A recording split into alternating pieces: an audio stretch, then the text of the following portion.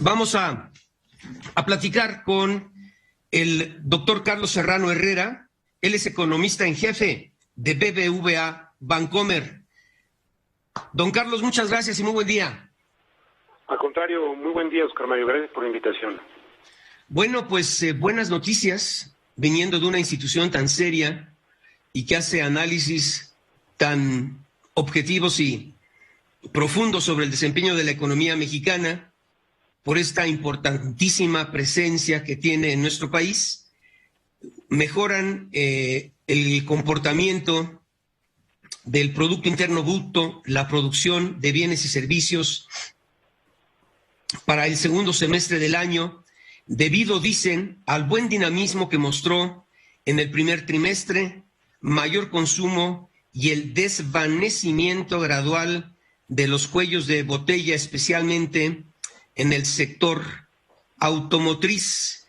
Prevén que la actividad económica crezca hasta 2% este año, desde el 1.2% en su estimación pasada para este mismo año. Si nos platica al detalle, por favor, Carlos, de los datos que tienen sobre consumo, también sobre el buen dinamismo de la economía, a qué se refieren, y en relación a este desvanecimiento gradual de los cuellos de botella, especialmente en el sector automotriz, pues me imagino que es la reactivación por esa contracción que hubo en la oferta de muchos insumos y productos que afectaban a las cadenas de producción durante la pandemia. Adelante, Carlos Serrano. Así es, Oscar Mario. Estamos revisando al alza el pronóstico de crecimiento para este año a 2% desde el 1.2. Las causas son estas dos que señalas. Primero, el consumo está teniendo una mucho mejor dinámica que la que se anticipaba. Nosotros en el banco tenemos un indicador, Oscar Mario, que sigue el consumo. Lo hacemos viendo pues todos los millones de transacciones que hay diariamente en nuestras tarjetas de crédito, débito y terminales punto de venta, y tenemos un indicador adelantado que nos permite saber antes de los datos oficiales cómo va el consumo, y la realidad es que esta primera mitad del año el consumo ha tenido un buen desempeño. Nos parece que en parte ha sido porque había habido ahorros acumulados durante la pandemia que se gastaron en esta primera mitad del año, también porque las remesas han tenido, como bien sabes, una dinámica muy potente, y eso le ha dado esta fortaleza al consumo. Por otro lado, en efecto, la producción manufacturera se ha recuperado, exactamente por lo que dices, Oscar Mario. Hemos estado sufriendo, sobre todo la segunda mitad del año anterior, por falta de insumos, semiconductores, en el caso de los automóviles, pero no solo eso, también muchos otros insumos, debido a estos cuellos de botella, debido a que había cierres en puertos de Asia, a que había retrasos en los envíos vía marítima, y afortunadamente hoy la industria, en particular automotriz mexicana, se ha venido recuperando. Estos cuellos de botella se han venido aligerando, se han venido solucionando, sobre todo en puertos en el continente americano, y la buena noticia es que hoy la industria automotriz ya está operando al mismo nivel de capacidad utilizada que antes de la pandemia, y es por todas estas razones que estamos viendo un mejor desempeño de la economía durante este año. Ahora, ¿ustedes trasladan hasta el próximo año 2023 los efectos de la inflación? Hasta el 2023 trasladamos estos efectos, sobre todo lo que estamos viendo, Oscar Mario, y la razón por la que creemos que el 2023 va a tener un menor dinamismo, es que estamos viendo que Estados Unidos va a tener una desaceleración importante. Como sabemos, la Reserva Federal de Estados Unidos está apretando la política monetaria, y eso indudablemente va a representar una desaceleración. De hecho, hay que recordar, siempre que Estados Unidos ha estado con inflación encima del 4 y desempleo debajo del 4, es decir, siempre que había una economía presionada y sobrecalentada, la Fed ha tenido que subir tasas y siempre han tenido una recesión como resultado. Nosotros creemos que en esta ocasión ocurriera lo mismo, pero creemos que si Estados Unidos experimenta una recesión, lo cual sería el año que viene, sería una recesión muy corta y poco profunda. ¿Por qué? Porque esta vez hay algunos elementos que permiten pensar que la economía de Estados Unidos enfrentaría este ciclo de subidas con mayor fortaleza. En particular señalo dos. La primera y más importante, que el sector financiero y en particular el bancario muestra altos niveles de solvencia. Lo que nos muestra la historia de Oscar Mario es que las recesiones que son duraderas son aquellas que golpean al sistema financiero e impiden recuperación crediticia. Esta vez, afortunadamente, el sistema financiero en Estados Unidos está en una situación de fortaleza.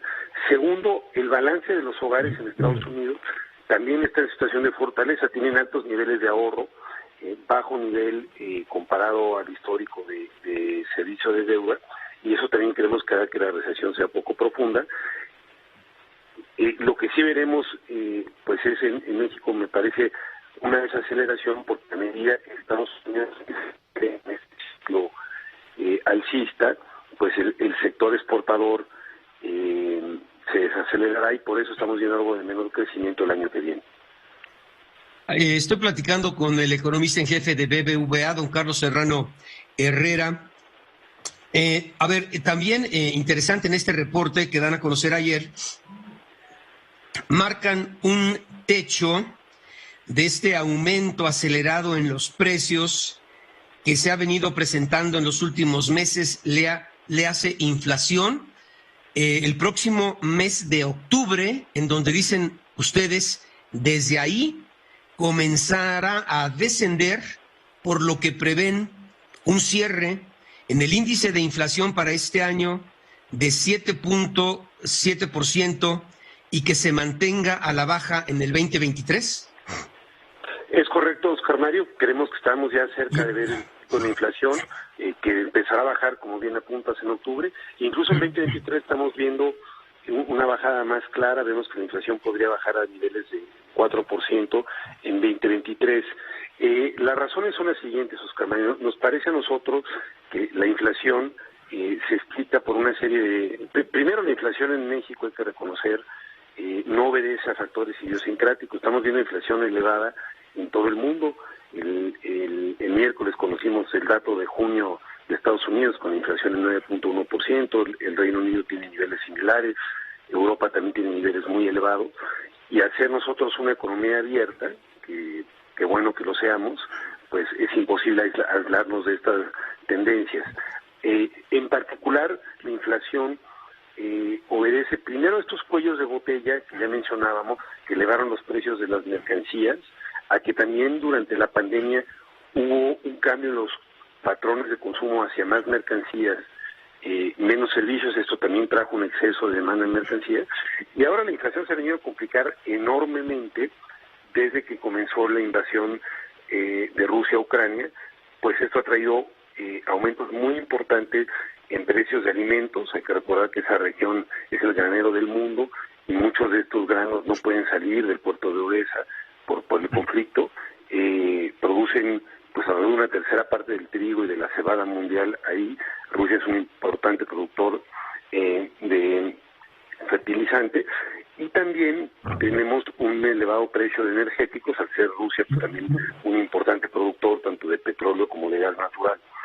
Lo que creemos nosotros, Oscar Mario, es primero que los cuellos de botella, como ya mencionábamos, ya están empezando a ceder.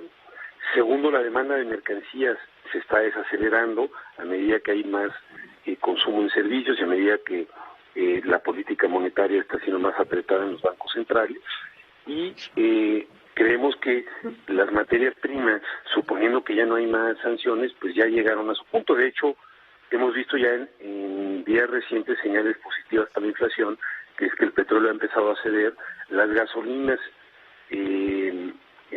si vemos el caso de Estados Unidos, ya en julio empiezan a marcar una tendencia a la baja, y creemos que por estas razones que vamos a empezar a ver esta trayectoria descendiente de la inflación comenzando en el cuarto trimestre de este año. Entonces, ¿cuáles son las principales variables que ayudarán a bajar la inflación desde su perspectiva? Sí, mira, primera variable, solución de los cuellos de botella, a medida que están empezando a mejorar el funcionamiento de los puertos en el mundo, y del transporte marítimo. Segundo, caída en precios de materias primas, que si bien están todavía en niveles muy elevados, empiezan a ceder, en parte también por alguna menor demanda, entonces eso también ayuda. Tercero, que presiones salariales, sobre todo en Estados Unidos, están empezando a ceder a medida en que está habiendo un regreso de las personas al mercado laboral. Es un mercado laboral menos tenso. Y cuarto, la política monetaria más apretada en general en todo el mundo, incluyendo a nuestro país. Todos estos factores son los que creemos que van a incidir en tener una menor inflación. Yo diría una cosa... Perdón, Carlos, dame 3 minutos. Regreso con don Carlos Serrano Herrera, economista en jefe de BBVA México. Bueno, regreso con don Carlos Serrano Herrera, economista en jefe de BBVA. Buenas noticias para el desempeño de la economía mexicana. BBVA sube el pronóstico de crecimiento del 1.2 al 2% para este año, debido, dice, al buen o mayor dinamismo que mostró la economía en el primer trimestre, mayor consumo y desvanecimiento gradual de los cuellos de botella, especialmente en el sector automotriz. Otra buena noticia, de acuerdo a este análisis de BBVA México, es que esta tendencia alcista de los precios le hace inflación, tocará techo el próximo mes de octubre y comenzará su tendencia descendente a partir de este mes. Prevén que cerremos con una inflación de 7.7% para este 2022, que es muy bueno, y que la tendencia se mantenga a la baja en el 2023. Don Carlos Serrano Herrera decía, mira, se están solucionando los cuellos de botella. Obviamente se refería a esta contracción en la oferta de muchos insumos, bienes, servicios que afectaron a muchas cadenas de producción por los efectos de la pandemia, a una disminución en el precio de materias primas, mencionaba el doctor Serrano, granos, lo que destaca hoy, por ejemplo, el periódico El Financiero, en donde tocan los precios del crudo niveles preguerra, se refieren obviamente a la invasión de tropas rusas a Ucrania, y que ya por debajo de los $100 el barril, tanto para el West Texas Intermediate, para el Brent y para la mezcla mexicana. Una menos, disminuye también la presión salarial en los Estados Unidos y pues una política monetaria atinada. Yo quisiera en esto último, don Carlos, en relación a la política monetaria, me imagino que no están considerando que exclusivamente el incrementar las tasas de interés está pues siendo quizá la mejor medicina para el control de la inflación, sino toda esta serie de variables que ha expresado atinadamente y de manera muy sencilla al auditorio. Pero a ver, por el lado del consumo, ¿qué papel está jugando en este momento el crédito? ¿Cómo no, Oscar Mario? Lo que estamos viendo es que el sistema bancario en México salió muy bien librado de la crisis de la pandemia, y la realidad es que hoy tienen niveles de capitalización incluso superiores a los que tenía antes. Se logró tener provisiones adecuadas para enfrentar esta contingencia y por lo tanto hoy México tiene un sistema bancario solvente que está permitiendo otorgar crédito. Entonces, en parte, el crédito está ayudando a las familias a mantener niveles de consumo en lo que estos niveles de inflación comienzan a ceder. Entonces, también el crédito es un elemento que está ayudando también parcialmente, no es el único. Como ya decía yo, también hay otros como son la recuperación en el empleo que se ha venido recuperando, como es también los niveles de remesas, pero el crédito también ayudó a sostener el nivel de consumo, y eso también es lo que ha permitido esta buena dinámica que mencionábamos. En general, quería hacer un breve comentario, Oscar Mario, si me permites, independientemente de este pronóstico que tenemos de inflación, lo que sí quisiera yo trasladar es, a pesar de que estamos viendo inflación elevada en el mundo y por tanto en México, y desde luego esto es un problema que no hay que minimizar, lo que sí creemos nosotros firmemente es que no vamos a ver una espiral de alta inflación muy duradera y muy elevada como antes se veía en nuestro país, porque antes lo que teníamos era episodios donde había excesos fiscales y donde se pedía al Banco Central, que no era autónomo, que financiara emitiendo moneda estos excesos.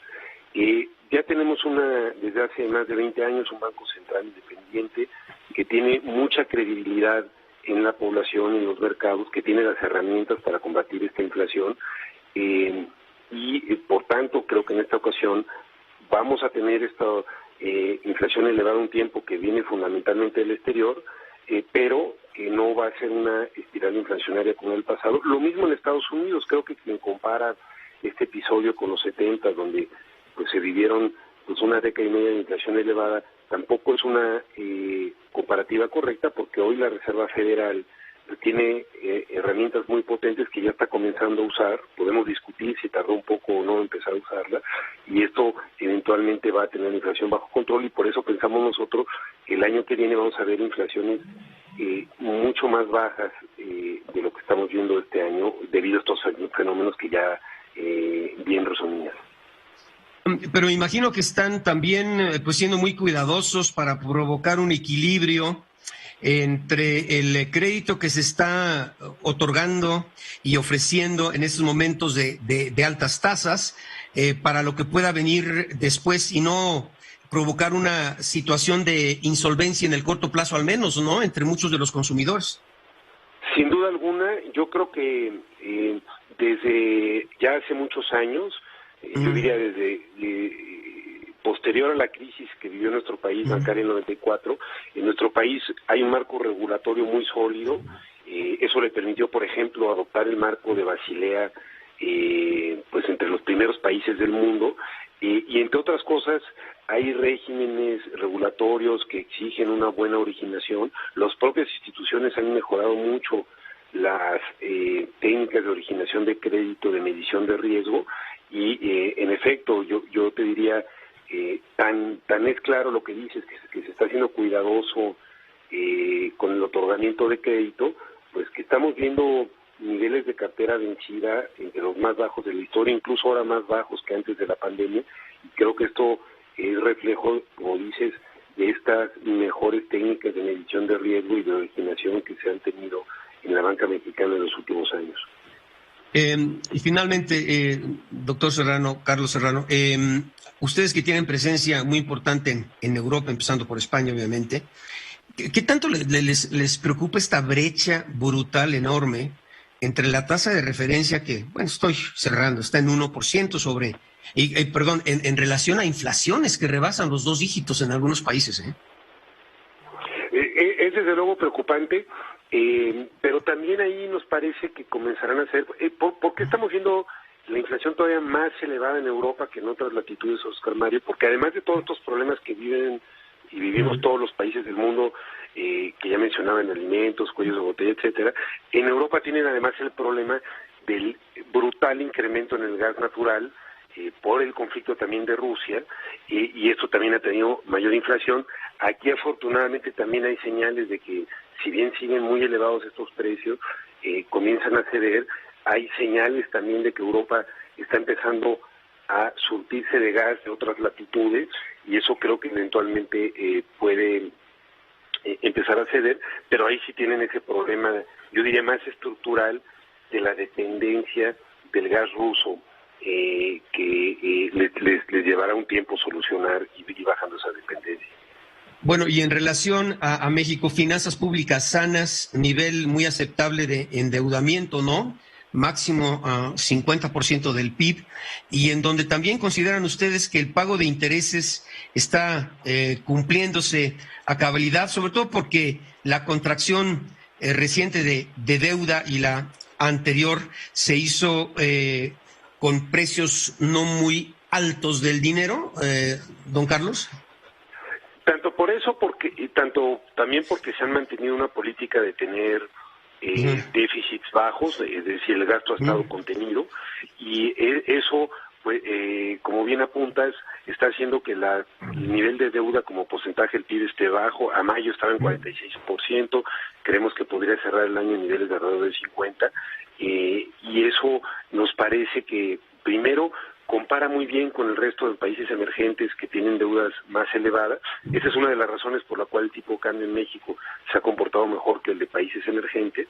Y segundo, nos parece que es una trayectoria de deuda sostenible que permite pensar que México puede mantener su calificación de grado de inversión en la medida que sigan estas políticas fiscales de déficit moderados.